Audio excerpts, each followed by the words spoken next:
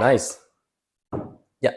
Hai guys, gimana kabarnya nih? Semoga selalu dalam keadaan sehat ya. Ini di hari Jumat tanggal 3 November 2023. Kita ada pertanyaan masuk nih, dan pertanyaannya adalah, Bang, saya belum pernah buat kartu kredit, tapi data saya jelek karena pinjol. Pinjolnya adalah Kredivo, Aku Laku, dan beberapa pinjol ilegal. Oke, jadi si abang ini sudah ngerti bahwa beberapa pinjol lainnya adalah pinjol ilegal. Berarti kemungkinan yang 1 minggu udah langsung bayar gitu ya. Oke, skip. Intinya ada pinjol yang terdaftar dan ada pinjol yang ilegal, tetapi belum punya kartu kredit. Oke, solusinya gimana Bang? Solusinya gimana Bang? Dan saya sempat ditawarin sama Joki, katanya harus bikin data baru. Wah, oke. Disclaimer dulu ya, kita tidak bermaksud untuk merendahkan profesi apapun. Entah itu joki, entah itu mediator, entah itu financial advisor, atau apapun itu. Poin yang pertama akan kita bahas yaitu tentang ketika belum punya kartu kredit tapi data sudah rusak duluan karena pinjol. Dan solusi ketika ada yang nawarin untuk pembuatan data baru. Nah, untuk poin yang kedua ini, kita tidak berani masuk terlalu dalam. Karena itu bukan ranah kami ya. Karena gini teman-teman, kalau kita sederhanakan ya, sekali lagi bukan untuk bermaksud menjelek-jelekan profesi apapun. Karena bahasa sederhananya gini, kita nyari kata yang enak apa ya? Resiko ditanggung penumpang. Ya, resiko ditanggung penumpang. Karena yang seperti itu benar dalam artian memberikan kerja nyata, ada memang, ada seperti itu. Tetapi ada juga yang memang memberikan kinerja tidak baik ya. Jadi kenali lagi, terus pastikan lagi, make sure ya. Jadi resiko ditanggung penumpang, kalau misalnya good, ya berarti good lah. Jadi kalau misalnya ternyata tidak good, ya sudah gitu kan. Intinya sudah ada disclaimer ya. Jadi silakan make agreement sendiri buat kesepakatan sendiri. Tapi nanti akan kita bahas sedikit ya, hanya luarnya saja. Oke, kita bahas ke poin yang pertama. Datanya sudah jelek si abang ini ya, karena pinjol, tapi belum punya kartu kredit dan ingin punya kartu kredit. Oke teman-teman, jadi buat yang belum paham, boleh disimak. Kalau yang sudah paham, silakan boleh skip. Kartu kredit itu adalah termasuk jenis kredit yang konsumtif, di mana di balik layanan kredit itu tidak ada gunanya, tidak ada agunannya. Jadi ketika terjadi resiko macet atau gagal bayar, bank atau pihak penerbit kartu kredit tidak bisa melakukan sita agunan karena memang tidak ada yang diagunkan, tidak ada. Kalaupun fasilitas auto debit itu adalah bunyi atau statement ketika terjadi pembayaran keterlambatan, dan itu pun ketika saldo tersedia di rekening yang dijadikan auto debit itu untuk auto pembayaran. Nah, karena dasar itulah ya, jadi kartu kredit itu kreditnya konsumtif, tidak ada agunannya. Jadi sudah sangat wajar ya ketika penyedia layanan kredit itu memberikan syarat mutlak harus yang bersih. Jadi memang harus bersih, nggak bisa dinego. Kalau untuk apply CC memang sliknya atau data kita harus bagus. Nice. Nah, jadi karena dasar itulah pihak bank itu memberikan aturan main memang harus bersih. Karena sudah sangat jelas apa yang mau dipegang lagi.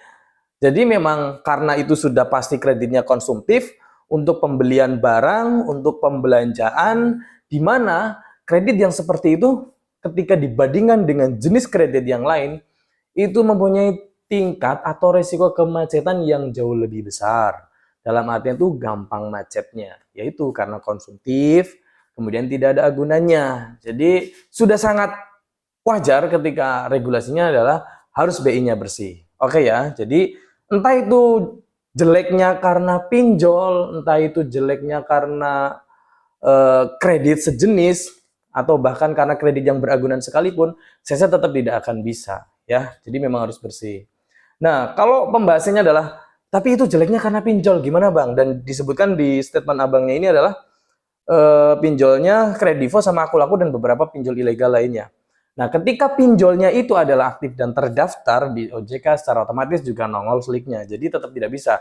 Even itu karena sebuah pinjol pun ya, ketika memang pinjolnya yang terdaftar dan aktif serta melaporkan report kreditnya dari debitur itu, ya otomatis muncul. Kalau jelek berarti tidak akan bisa approve gitu ya teman-teman. Sip.